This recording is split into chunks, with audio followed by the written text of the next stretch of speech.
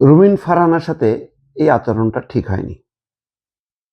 Video দেখলাম যেভাবে বাধা দেওয়া হয়েছে, হট্টগোল হয়েছে, এই আচরণটা খুবই নিন্দনীয়। বিএনপির একটা অংশ এই হট্টগোল করেছে, বাধা দিয়েছে।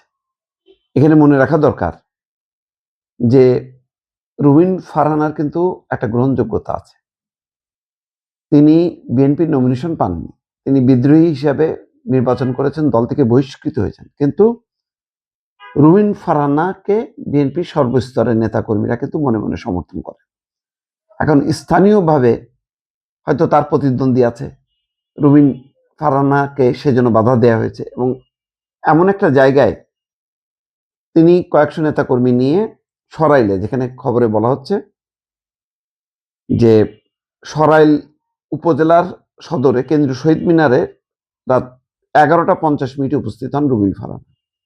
তার সাথে কয়েকশো কর্মী সমর্থক ছিল। রাত 12:01 শহীদ মিনারে ফুল দেওয়ার জন্য অপেক্ষা করছিলেন। এই সময় বিএনপির কিছু নেতাকর্মী ভুয়া স্লোগান দিতে দেখা যায়। 12:01 বাজার সঙ্গে সঙ্গে শহীদ মিনারে ফুল দিতে যান তিনি। এই সময় ফুল দিতে আসেন উপজেলা বিএনপির সাধারণ সম্পাদক এবং জেলা বিএনপির বর্তমান সদস্য আনোয়ার হোসেন মাস্টার।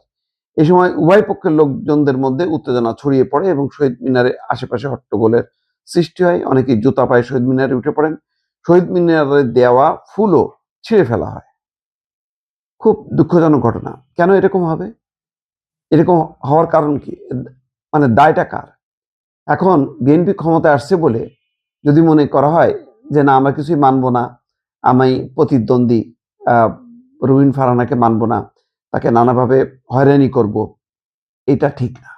রুমিন ফারহানা, আমি বললাম, যে কোনো সময় কিন্তু বিএনপিতে যোগ দিতে পারে এবং যোগ দিয়ে তিনি বড় পদে আসীন হতে পারেন। আমি বলেছি যে তিনি ডেপুটি স্পিকারও হইতে পারেন অথবা গুরুত্বপূর্ণ দায়িত্ব পালন করতে পারেন, কারণ যেহেতু রুমিন ফারহানার একটা গ্রহণযোগ্যতা আছে, আজ হোক কাল হোক তিনি কিন্তু ফিরবে, বিএনপিতেই ফিরবে। রুমিন ফারহানার রাজনীতিতে এবং বিএনপি রাজনীতিতে ফেরা ছাড়া অন্য কোনো উপায় নেই।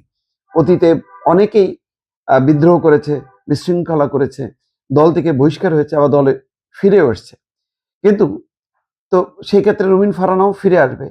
সবচেয়ে বড় কথা হলো যে এখন সরকারি দল, ক্ষমতাসীন দল, বিএনপিকে অনেক বেশি শৃঙ্খলার সাথে চলতে হবে। আগে এক ধরনের ছিল হট্টগোল করা, পেশি শক্তি দেখানো, ক্ষমতার দাপট দেখানো, ওই দিন কিন্তু চলে গেছে।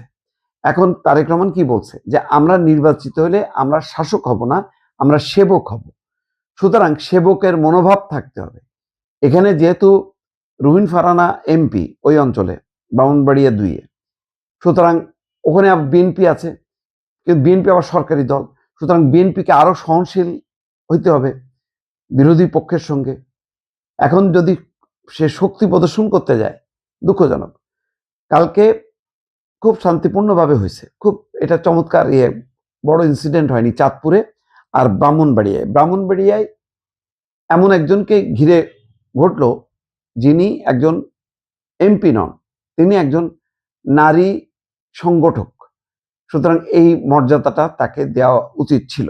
এই কাজটা স্থানীয়ভাবে বিএনপি যারা হট্টগোল করেছে তারা উচিত কাজ করেনি এবং আমি দৃষ্টি আকর্ষণ করব এই ব্যাপারে, যাতে বিএনপি তদন্ত করে যারা হট্টগোল করেছে তাদের ব্যাপারে যাতে পানিশমেন্ট দেয়। কারণ যেই পরিস্থিতি তৈরি হয়েছে, এই খবরটা তো গণমাধ্যমে এসছে, এতে বিএনপির ভাবমূর্তি কোনোভাবেই ভালো হয়নি, বরং খারাপ হয়েছে।